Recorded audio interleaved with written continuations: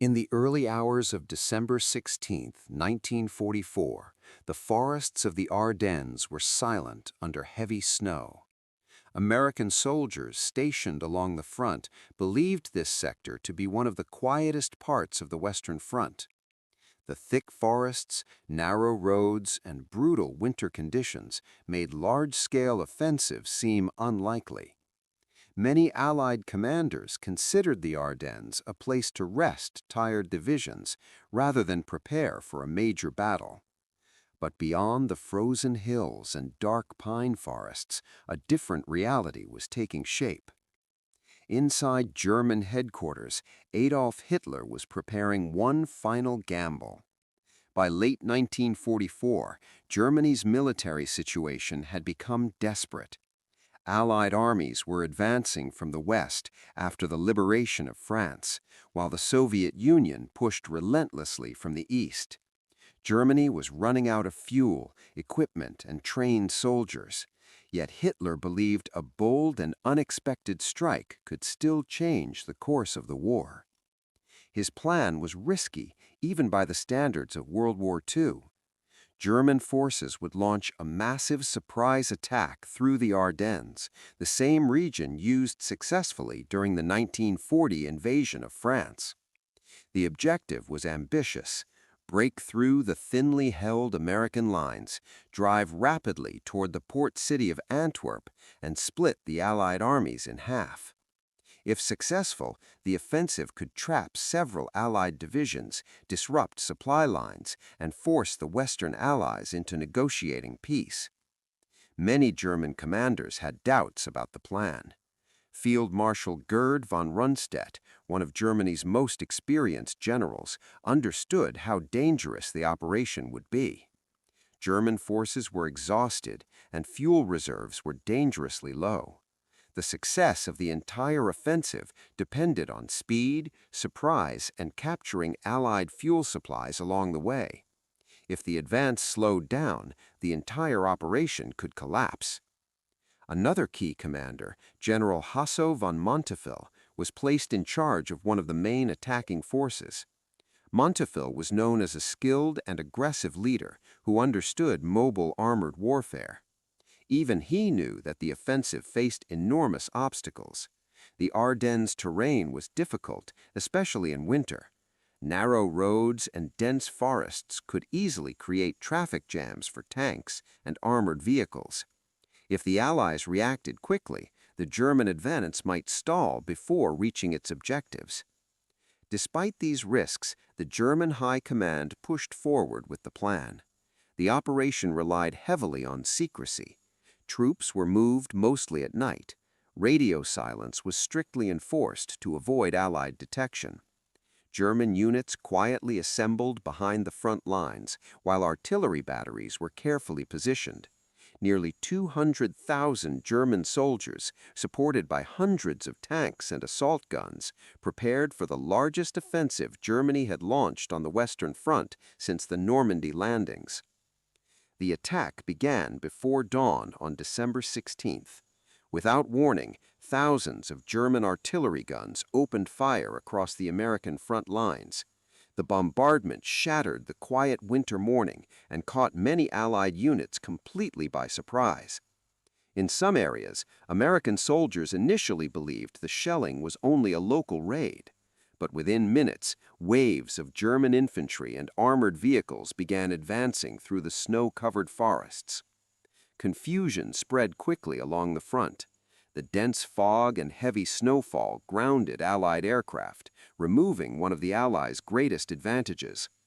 German troops infiltrated through wooded areas, bypassing strong points and attacking weak sections of the line. Some American units found themselves surrounded before they fully understood what was happening. The speed and scale of the attack shocked Allied commanders.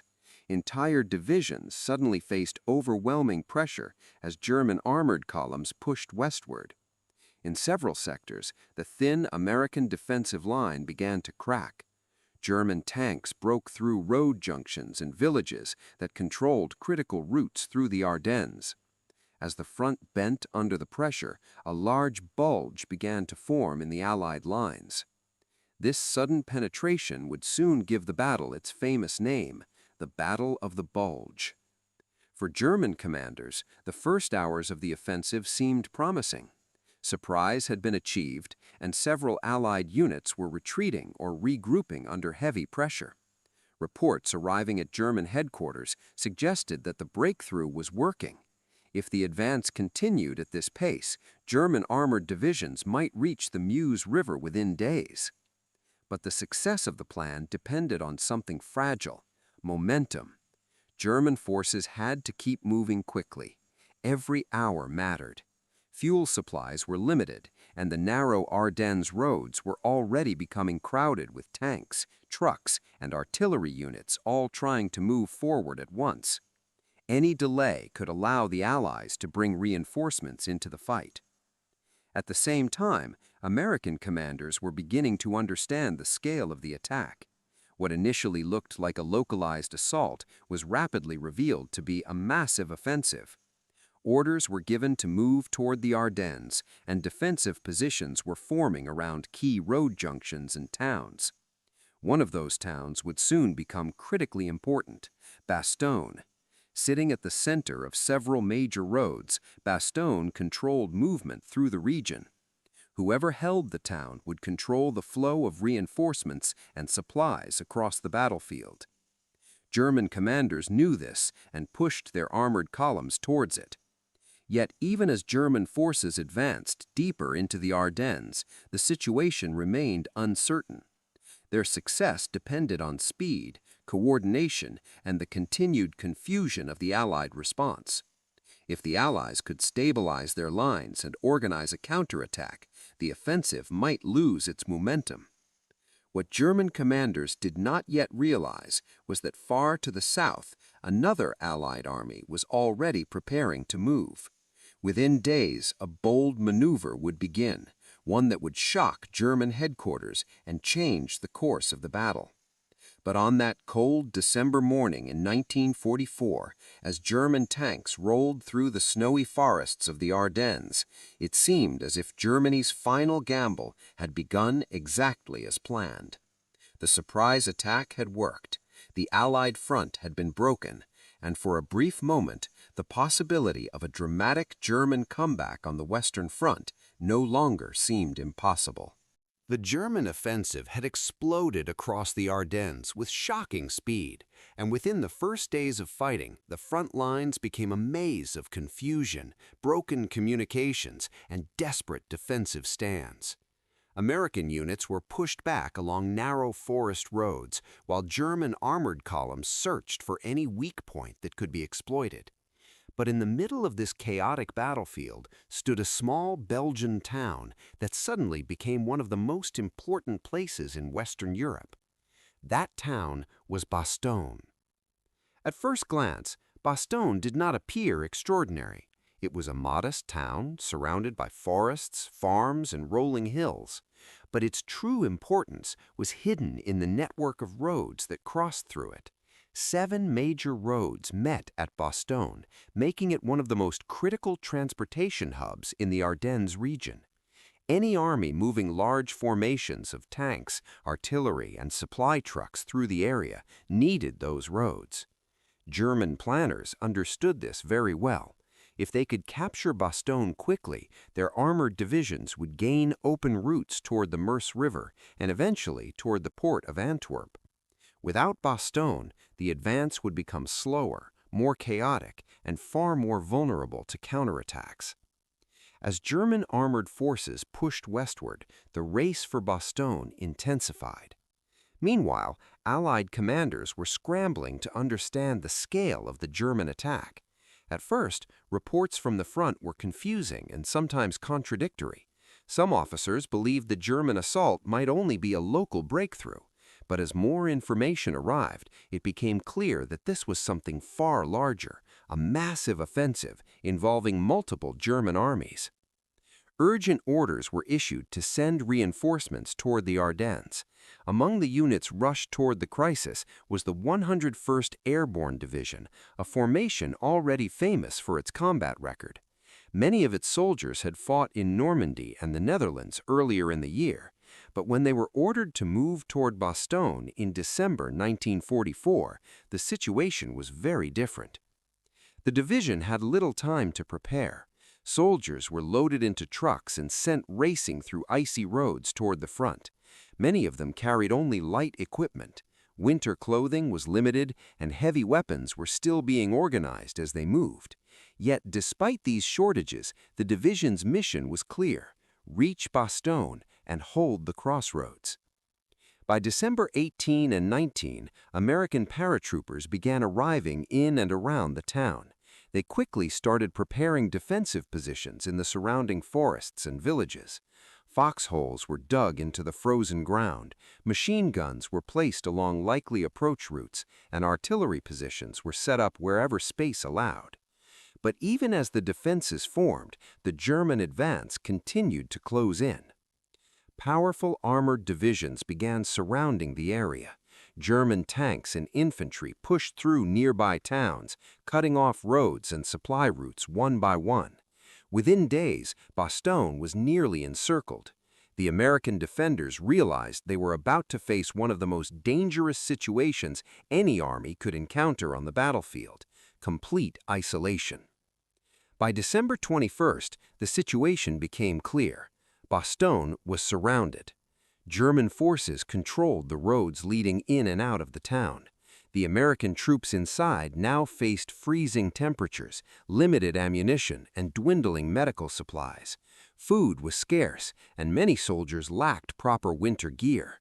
Snow covered the ground, and temperatures dropped far below freezing during the night. To make matters worse, the weather remained terrible. Thick clouds and fog grounded Allied aircraft, preventing supply drops and air support. The defenders could not rely on reinforcements arriving quickly. For the moment, they were on their own. German commanders believed the trapped American forces would soon surrender. From their perspective, the situation seemed straightforward. The town was surrounded, the defenders were outnumbered, and the winter conditions made relief operations extremely difficult. It seemed only a matter of time before Bastogne fell. On December 22nd, German officers decided to give the Americans a chance to surrender. A small German delegation approached the American lines, carrying a written message. The note demanded the immediate surrender of the forces inside Bastogne. It warned that if the Americans refused, German artillery and armored forces would destroy the town completely.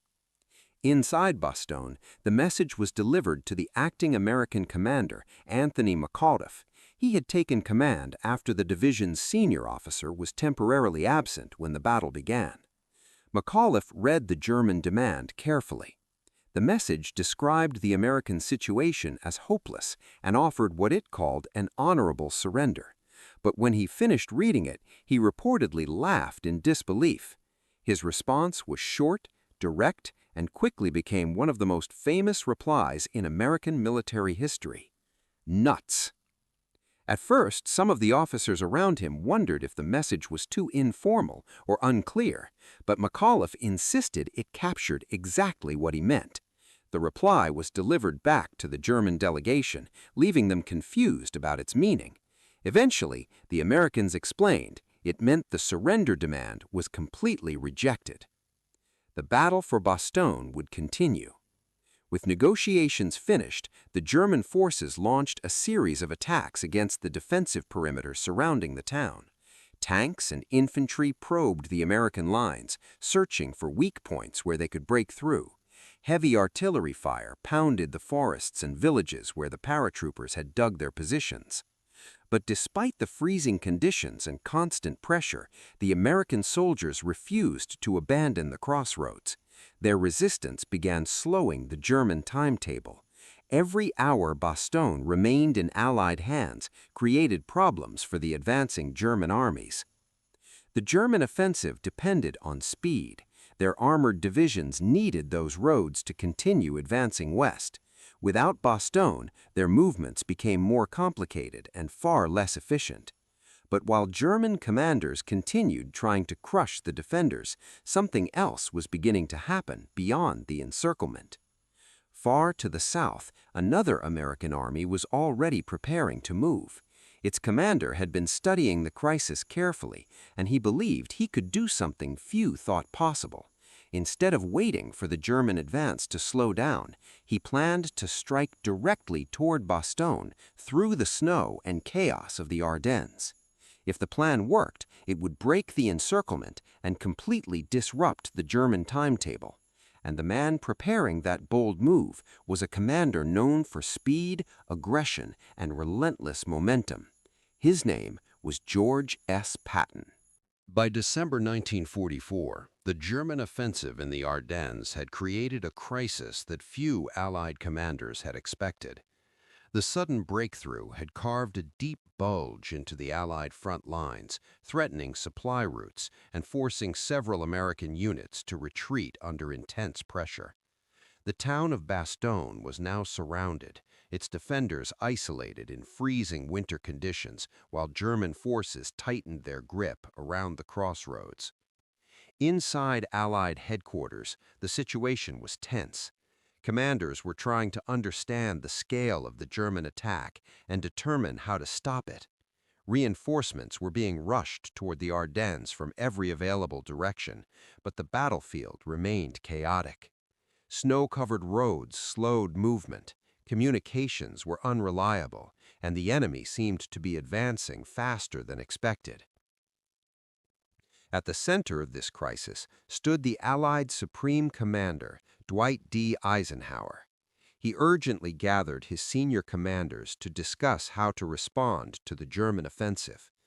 The meeting took place near Verdun, France, where Allied leaders studied maps that showed the rapidly changing situation along the front. One commander at that meeting appeared unusually calm. That man was George S. Patton.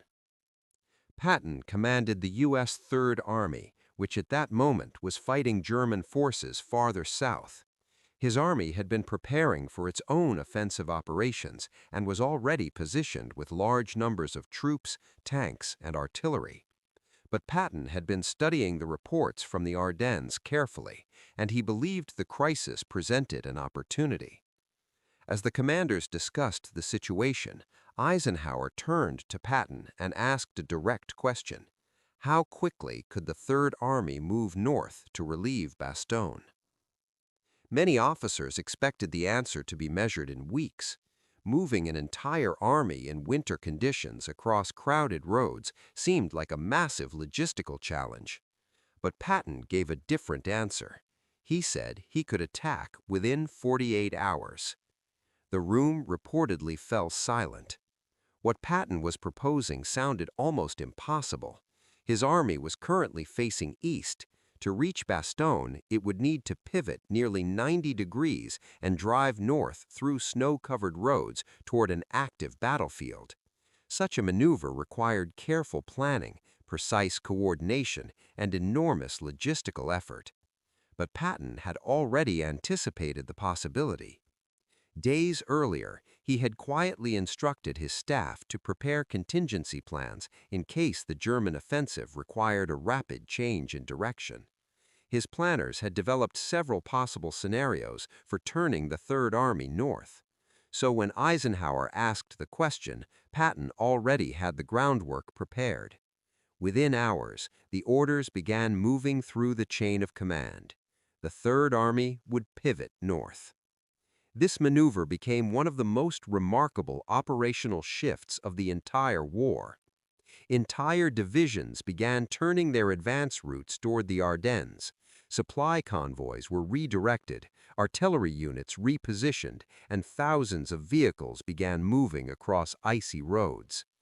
The centerpiece of the relief effort would be the powerful 4th Armored Division. Known for its aggressive tactics and experienced crews, the division was chosen to spearhead the advance toward Bastogne. Its mission was simple to describe, but extremely difficult to accomplish. Break through German lines and reach the surrounded defenders. But the obstacles were enormous. Winter weather continued to dominate the battlefield. Roads were covered in ice and snow, making it difficult for heavy vehicles to maintain speed. Bridges had to support tanks and supply trucks moving under dangerous conditions. In some areas, traffic jams formed as columns of vehicles attempted to maneuver along narrow forest roads. Fuel was another critical concern. Tanks consumed large amounts of gasoline, and supply trucks had to keep pace with the advancing units. If the spearhead ran out of fuel before reaching Bastogne, the entire operation could stall. At the same time, German forces were still advancing and reinforcing their positions around the town. Armored units and infantry divisions were digging in along key approaches, preparing to block any attempt to relieve the American defensive lines. Despite these dangers, Patton pushed his army forward. His leadership style had always emphasized speed and aggression. He believed momentum could overwhelm the enemy before they had time to react. Every hour counted. The longer Bastogne remained surrounded, the more difficult the relief operation would become. Meanwhile, inside Bastogne, the defenders were still holding their positions under constant pressure. German artillery continued to bombard the town and surrounding forests, while armored units searched for ways to break through the American defensive lines. Supplies were running dangerously low, and medical facilities were overwhelmed with wounded soldiers.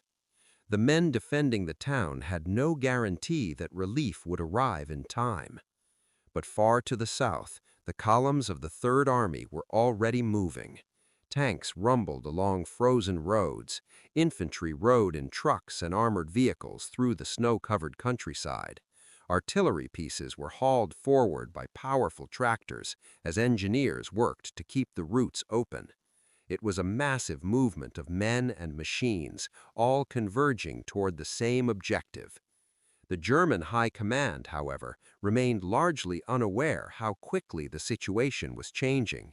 Their offensive plan had assumed that Allied forces would require much more time to organize a response.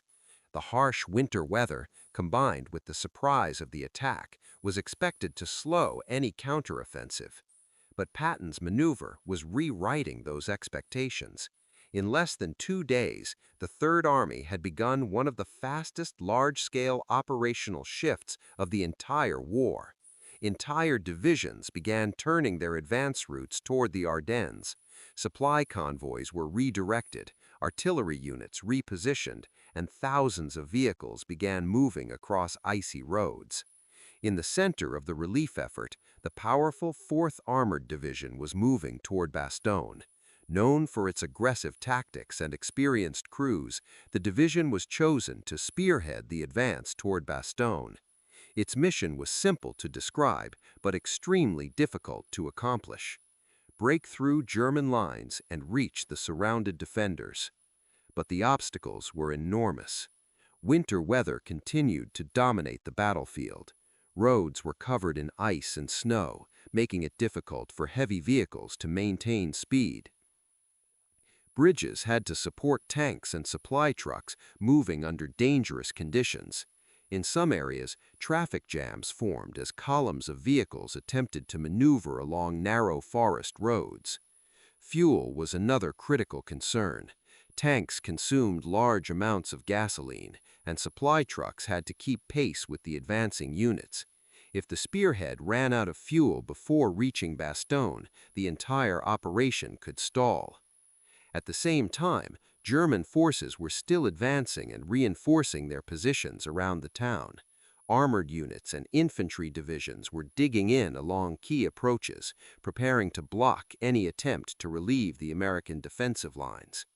Despite these dangers, Patton pushed his army forward. His leadership style had always emphasized speed and aggression. He believed momentum could overwhelm the enemy before they had time to react. Every hour counted. The longer Bastogne remained surrounded, the more difficult the relief operation would become. Meanwhile, inside Bastogne, the defenders were still holding their positions under constant pressure. German artillery continued to bombard the town and surrounding forests, while armored units searched for ways to break through the American defensive lines. Supplies were running dangerously low, and medical facilities were overwhelmed with wounded soldiers. The men defending the town had no guarantee that relief would arrive in time. But far to the south, the columns of the Third Army were already moving. Tanks rumbled along frozen roads. Infantry rode in trucks and armored vehicles through the snow-covered countryside. Artillery pieces were hauled forward by powerful tractors as engineers worked to keep the routes open. It was a massive movement of men and machines, all converging toward the same objective. The German High Command, however, remained largely unaware how quickly the situation was changing. Their offensive plan had assumed that Allied forces would require much more time to organize a response. The harsh winter weather, combined with the surprise of the attack, was expected to slow any counteroffensive. But Patton's maneuver was rewriting those expectations. In less than 2 days, the Third Army had begun one of the fastest large-scale operational shifts of the entire war. Entire divisions began turning their advance routes toward the Ardennes.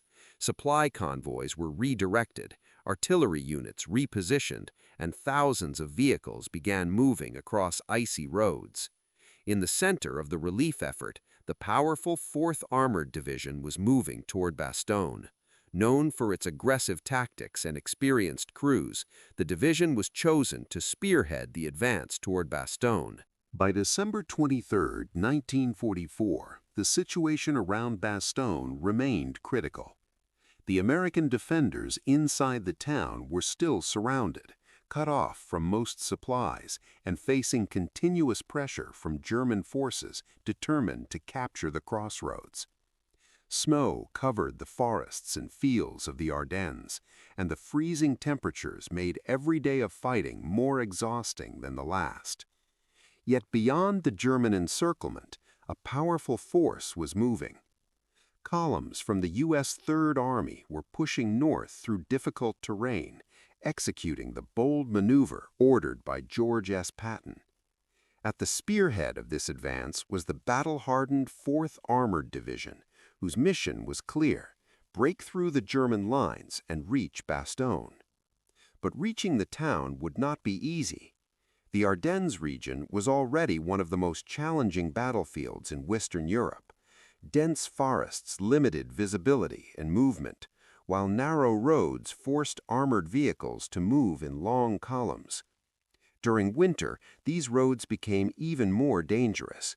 Ice formed across the pavement, and heavy snow reduced traction for tanks and trucks carrying troops and supplies. Every mile required determination.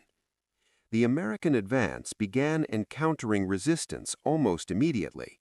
German infantry units had established defensive positions in villages and along wooded ridges south of Bastogne. These positions were designed to slow down any Allied attempt to break the encirclement. The first clashes often took place in small villages scattered across the countryside. Tanks from the 4th Armored Division rolled toward these settlements, while infantry advanced cautiously through snow-covered fields. German anti-tank weapons were hidden among buildings and tree lines, waiting for armored vehicles to appear. When American tanks entered these areas, intense fighting erupted. Machine guns echoed through the narrow streets, while artillery shells burst across frozen ground. Soldiers fought house to house, clearing defensive positions one by one. Sometimes the fighting lasted for hours just to secure a single village along the road to Bastogne. Despite these obstacles, the American spearhead kept moving forward. One of the key commanders leading this effort was Hugh Gaffey, an experienced armored officer who commanded the 4th Armored Division. Gaffey understood that speed remained the most important factor. Every delay gave German forces more time to strengthen their defenses around Bastogne, so the division pushed ahead relentlessly. Meanwhile, inside the encircled town, the defenders continued to endure extreme conditions. The soldiers of the 101st Airborne Division were still holding their defensive perimeter despite constant attacks. Their foxholes were carved into frozen ground, and many soldiers lacked proper winter clothing. Food supplies were rationed carefully. Ammunition was conserved whenever possible. Medical personnel struggled to treat wounded soldiers inside overcrowded aid stations, while artillery shells continued to fall nearby. Yet the defenders refused to surrender. On December 23rd, a sudden change in the weather brought the first major relief to the soldiers inside Bastogne. The skies finally cleared after days of heavy clouds and snow. Almost immediately, Allied aircraft appeared over the battlefield. Transport planes began dropping desperately needed supplies into the town. Parachutes carrying ammunition, food, and medical equipment floated down toward the defenders. At the same time, fighter-bombers attacked German positions surrounding Bastogne, disrupting their attempts to tighten the encirclement. But even with these improvements, the defenders still needed something more important than supplies. They needed the arrival of ground forces. South of Bastogne, the armored columns of the 4th Armored Division continued fighting their way forward. Progress was slow and often dangerous.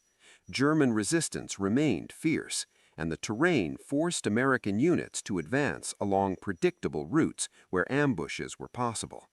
One of the most important battles occurred near the village of Ardennes, located just a few kilometers from Bastogne. German troops had positioned defensive units there to block the final approach to the town. For the American spearhead, capturing this village became essential. On December 26th, tanks and infantry from the 4th Armored Division launched a determined assault toward Ardennes. Artillery support pounded German positions while armored vehicles advanced through snow-covered fields. The fighting was intense, with both sides determined to control the final road leading into Bastogne. Gradually, the American forces began to push the defenders back. Tanks forced their way through defensive lines, while infantry cleared remaining resistance from buildings and roadside positions. As the battle continued, the American column finally broke through the last German barriers blocking the road. Then, shortly before evening, the moment everyone had been waiting for finally arrived. An American Sherman tank rolled forward along the road leading into Bastogne. As it approached the defensive perimeter, soldiers from the 101st Airborne Division saw the vehicle emerging from the snow-covered road. The encirclement had been broken. After days of isolation, the defenders of Bastogne were no longer alone. The spearhead of the 4th Armored Division had successfully reached the town, opening a narrow corridor through the German lines. Although the fighting around Bastogne was far from over, this moment changed the entire situation on the battlefield. German commanders had believed the encircled American force would collapse before relief could arrive. Instead, the opposite had happened. The rapid advance of Patton's forces had shattered the timetable of the German offensive. What once seemed like a secure encirclement was now a dangerous gap in the German front. And as reports of the breakthrough reached German headquarters, many officers began to realize something alarming. The offensive that was supposed to change the course of the war was starting to lose its momentum. By the evening of December 26, 1944, the battlefield around Bastogne had changed in a way German commanders had not expected. Only days earlier, the town had been completely surrounded. German officers believed the American defenders would either surrender or be destroyed before any relief force could arrive. But now a narrow corridor had been opened by the advancing units of the 4th Armored Division, part of the powerful U.S. 3rd Army commanded by George S. Patton. The encirclement had been broken. Although the corridor was narrow and still under threat, it allowed reinforcements, supplies, and additional troops to begin moving into the battered town. For the exhausted soldiers of the 101st Airborne Division, this moment marked the end of complete isolation. They had endured days of freezing temperatures, constant artillery bombardment, and repeated attacks from German forces attempting to capture the crossroads. Now, at last, help had arrived. But the significance of the breakthrough extended far beyond Bastogne itself. Inside German headquarters, officers studying the reports from the battlefield were beginning to understand that the entire offensive was starting to unravel. When the operation had begun on December 16th, German leaders believed they had achieved the perfect combination of surprise and timing. Poor winter weather had grounded Allied aircraft, allowing German armored columns to advance without fear of air attack. The surprise of the offensive had created confusion among American units, and the initial breakthroughs had pushed deep into the Allied front lines. For a brief moment, the plan seemed to be working. But the German offensive depended on speed. The armored spearheads needed to move rapidly westward, capture critical road networks, and reach the Meuse River before the Allies could reorganize their defenses. Every day that passed without reaching those objectives weakened the chances of success. The stubborn defense of Bastogne had already created delays in the German timetable. The crossroads remained in Allied hands longer than expected, forcing German units to maneuver around the town instead of using its road network. This slowed their advance and created traffic congestion among vehicles trying to push through the narrow roads of the Ardennes. Now, with the arrival of Patton's forces, the situation had become even more complicated. Instead of collapsing, the Allied defenses were strengthening. Reports from the front indicated that American reinforcements were arriving in increasing numbers. The corridor into Bastogne meant that supplies could now reach the defenders more easily.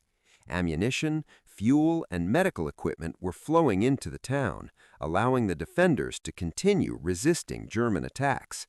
At the same time, the weather that had initially helped the German offensive was beginning to change. Clearer skies allowed Allied aircraft to return to the battlefield. Fighter bombers began attacking German supply convoys, armored units, and troop concentrations. Bridges, roads, and vehicle columns became targets from the air, making it far more difficult for German forces to maintain their momentum. The logistical problems facing the German army were becoming impossible to ignore. Fuel shortages were already severe when the offensive began. German planners had hoped to capture large Allied fuel depots during the advance, but the delays caused by resistance and difficult terrain meant that many armored units were now running dangerously low on gasoline. Some German tanks were forced to halt simply because they had no fuel left. For the soldiers on the ground, the situation was becoming increasingly frustrating. Units that had advanced quickly during the first days of the offensive now found themselves slowed by supply shortages, damaged roads, and growing Allied resistance. Meanwhile, the Allies were adapting. Commanders were reorganizing their defenses and bringing fresh units into the battle. The initial shock of the German attack had passed, and the Allied command structure was regaining control of the situation. New defensive lines were forming, and counterattacks were beginning to push against the exposed flanks of the German advance. At the center of this shifting battlefield, the relief of Bastogne became a powerful symbol. The town that German commanders believed would fall quickly, instead became a focal point of resistance. Its defenders had held long enough for relief forces to arrive, disrupting the carefully planned German timetable. For the German High Command, this realization was deeply troubling. The offensive had been designed as a decisive strike that would split the Allied armies and force a political crisis among the Western powers. Instead, it was turning into a costly battle of attrition. The longer the fighting continued, the more the balance of strength favored the Allies. German commanders began reporting that the situation was becoming unsustainable. Their forces were stretched across a wide front, their supply lines were increasingly vulnerable, and Allied air power was returning to the skies. What had begun as a bold gamble was now slipping out of their control. On the Allied side, the success of the relief effort demonstrated the effectiveness of rapid maneuver and aggressive leadership. Patton's decision to pivot the Third Army north and launch an immediate counterattack had shocked German planners who believed winter conditions would slow any Allied response. Instead, the speed of that maneuver had shattered their assumptions. The arrival of American tanks in Bastogne proved that the encirclement could be broken and that the German timetable had been fatally disrupted. The offensive that once threatened to divide the Allied armies was now facing growing resistance from multiple directions. Over the following weeks, Allied forces would continue pushing against the German Bulge in the front lines, gradually forcing the attacking armies back toward their starting positions. The Battle of the Bulge would eventually become the largest and bloodiest battle fought by American forces during the war in Europe. And within that vast and brutal struggle, the relief of Bastogne stood as one of its most dramatic turning points. It was the moment that German generals studying their maps began to understand a difficult truth. The winter offensive that was supposed to change the course of the war had failed, and the day American tanks reached Bastogne was the day they realized that one Allied commander had refused to slow down.